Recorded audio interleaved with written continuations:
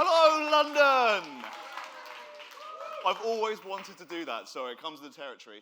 Thank you, Craig. That was very kind of you. I want to set the scene very quickly. I want you all to imagine you're stood in the middle of a field. It's a gorgeous summer evening, and you're surrounded by all your friends. And you've just witnessed the most amazing set of live music you've ever seen. And now you want to share it with everyone else. We are Frenzi. We are a TripAdvisor-style platform for music and festivals. A little bit about me. I've spent the last 20 years monetizing content in digital media for brands like the Financial Times and Red Bull and a number of different startups.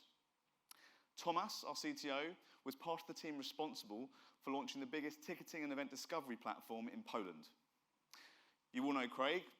Mark Foster, however, spent 30 years working at major record labels, including Warner Music Group.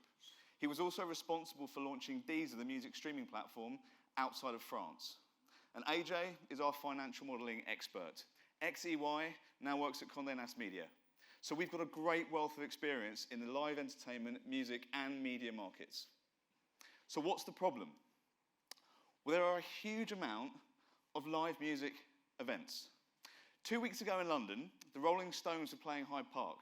Ed Sheeran was at Wembley, and Guns N' Roses were performing at White Hart Lane, all at the same time as Wireless Festival taking place in Finsbury Park. And that's not even to mention all the hundreds of other gigs taking part in Shoreditch, Clapham, Camden, everywhere. And no one wants to buy a ticket to the next Fire Festival, right? The market's so big, in fact, that in 2019, 197 million tickets were sold to live music events in the US and the UK. And the average price of those tickets was about £100, a 23% increase from 2017. So it's a big market. Most importantly, though, it's growing very rapidly. By 2030, the music industry is set to double in value to £120 billion. It's big. Hold that thought, though. Now, according to consumer research, the vast majority of us in this room, 97% in fact, have used some sort of customer review to make more informed purchase. Whether it's a TV on Amazon, looking for a table at a local restaurant on OpenTable, or even finding a Maddie pedicure on Yelp. So potent are user-generated reviews that customers that use them to make purchases convert at 120% more than those that don't. So we went out and we spoke to a load of media students, 300 in fact, who worked at UK university radio stations. And 98% of them said that there was no one trusted source of fan reviews and recommendations. So we created Frenzi. Now, our platform focuses purely on user-generated content, fan reviews of music and festivals. It allows fans to contribute trusted, personalized experiences of their music and festival trips. And this also allows artists, venues, and festivals to forge much deeper relationships with those customers. They can ask them for feedback, which is really important. So how are we doing? Well, as Craig mentioned, we're doing pretty well, actually. In 12 months, we published 10,000 reviews, and that was covering over 3,000 artists and nearly 150 festivals around the world. We've got currently, as of this morning, 3,277 registered users, and they supply us with either an email address or they've logged on via their social media account. Our customer CRM is 20,000 strong. And the big news, as Craig was alluding to, is we now have commercial contracts with 5 of the big 10 ticketing companies, and we now have access to nearly $500 million in ticket inventory across the US and Europe. So how does it work? Well, fans can come through to Frenzi. In fact, at peak, we received nearly 750,000 unique users in a month. Yeah. Now, I don't know if any one of you have used TripAdvisor before, but you don't tend to read one review, you read a few.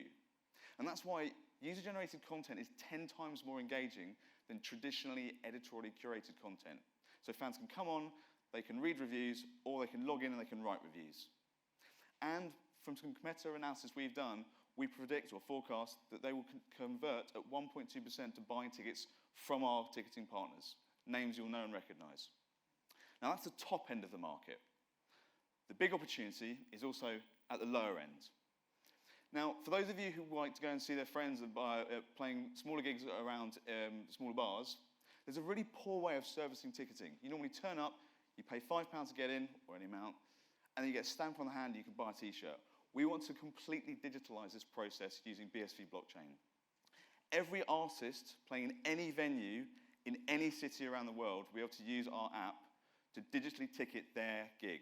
They'll be able to know who's bought a ticket, who's in the room, and they can even sell digital merchandise, NFTs, through that ticket. It allows artists to know who their fan base is and grow their fan base. Allows them to generate more revenue. In fact, so much so that in year 3, we predict that we'll hit nearly £4 million worth of revenue through the 3 tiers of big gigs, small gigs, and digital merchandise. So I'm here today. We're seeking £250,000 for just over 14% equity. And we're going to use that money across marketing, technology development, and a small amount of overheads.